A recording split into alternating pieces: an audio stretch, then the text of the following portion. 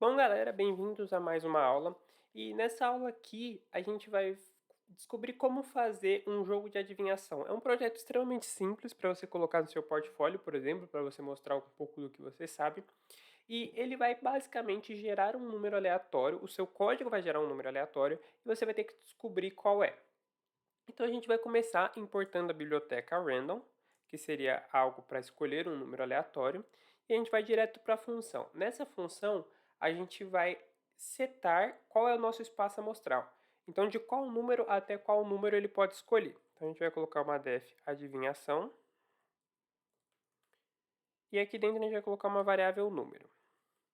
Aqui dentro a gente vai chamar a biblioteca random, e a gente vai chamar a função randint, que seria para focar nos números inteiros, porque se você não colocar isso, ele vai pegar qualquer número. Então ele pode pegar um número, por exemplo, 30.4, e aí você teria que descobrir. E aí seria praticamente impossível, você ia demorar muito tempo para descobrir. Então a gente coloca apenas números inteiros. E aí você coloca o espaço amostral, então eu quero que comece no 1 e termine no 100. A gente vai colocar uma variável tentativas, igual a zero, para dizer que você começou com zero tentativas. Depois a gente vai estabelecer um print aqui, dizendo, por exemplo, bem-vindo ao jogo, por exemplo. E a gente vai fazer um outro print dizendo o que o nosso usuário precisa fazer. Então, tente descobrir qual é o número. Vou colocar de 1 a 100 para ficar mais simples. Então, tente descobrir qual é o número de 1 a 100. Agora a gente vai para o nosso laço de repetição propriamente. Então a gente vai começar com o while true, que vai ser o tipo de laço que a gente vai usar. E aqui dentro a gente vai chamar a função try, que é um tipo de condicional. Aqui dentro a gente vai colocar uma variável palpite. E aqui a gente vai colocar um input. Esse input vai ser a pergunta para o nosso usuário. Então digite qual é o seu palpite, por exemplo. E aqui ele vai digitar. Toda vez que ele digitar um palpite, a gente vai querer que a tentativa aumente. Então, tentativas mais igual a 1 para sempre ir aumentando 1. Depois disso, a gente vai para os nossos condicionais if, para ver se o número que ele escolheu bate ou não. Então, a gente vai colocar if palpite for igual a número, que seria esse número aqui em cima que ele vai escolher. A gente vai colocar aqui print e vai colocar que ele acertou. Então, por exemplo, um parabéns, você acertou em... E aí a gente pode colocar aqui um colchete com a variável tentativas para ele trazer quantas tentativas. Então, você acertou em X tentativas. E aí aqui a gente vai colocar o F antes do print para ele ativar a questão das funções e ele vai achar essa função aqui. Então, você acertou em X tentativas. Logo abaixo aqui a gente vai colocar um break, tá? Esse break ele tem que ser aqui, ele não pode ser aqui atrás, porque senão ele vai dar erro. Então você tem que colocar aqui para ele só ativar o break caso o número bata, caso ele execute o print. Aí sim ele vai chamar o break. Agora a gente vai passar um elif caso você não acerte o número. Então a gente vai colocar aqui um palpite menor do que o número. E a gente vai dar um print aqui. Então, caso o número, por exemplo, é 50 e você colocou 40, ele vai dar erro e vai falar que o número que você tem que colocar deve ser maior do que o que você colocou. Então a gente coloca aqui um tente novamente e coloca aqui o número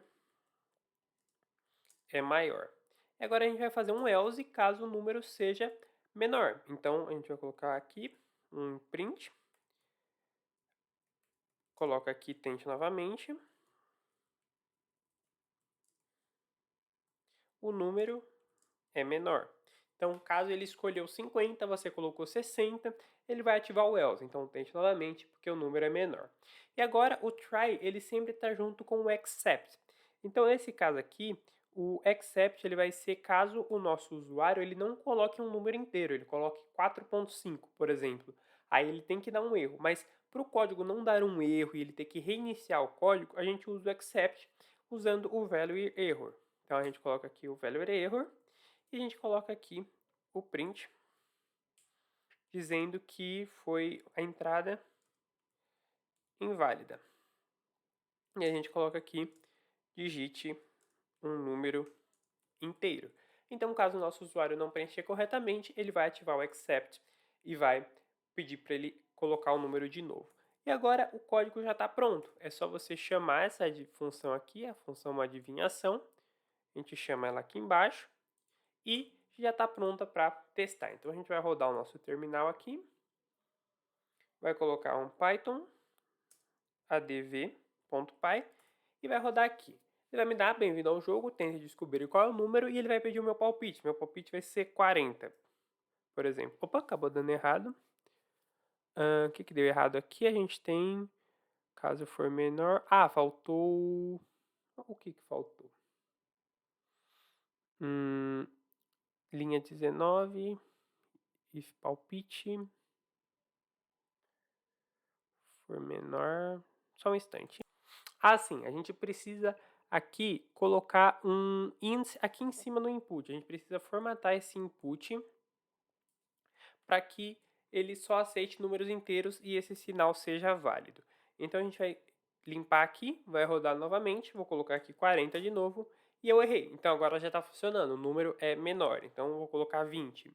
O número é maior, vou colocar 30.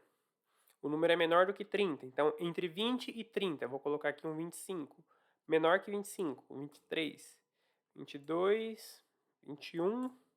E aqui ele retorna para mim, parabéns, você acertou em 7 tentativas. Se você quiser colocar aquele separador que a gente já viu em outras aulas, por exemplo, um print e vezes 30, a gente coloca aqui um hífen, ele vai printar o hífen 30 vezes para separar o parabéns. Então a gente coloca dessa maneira e ele vai ficar separado. Então se a gente rodar novamente isso aqui, eu vou colocar o número 50, 20, 30, 25, 26. E aqui eu acertei novamente e ele colocou aqui parabéns em 5 tentativas dessa vez. A gente pode colocar 50 aqui porque ficou um pouco curto, mas basicamente esse é o código. Ele é realmente bem simples, tá?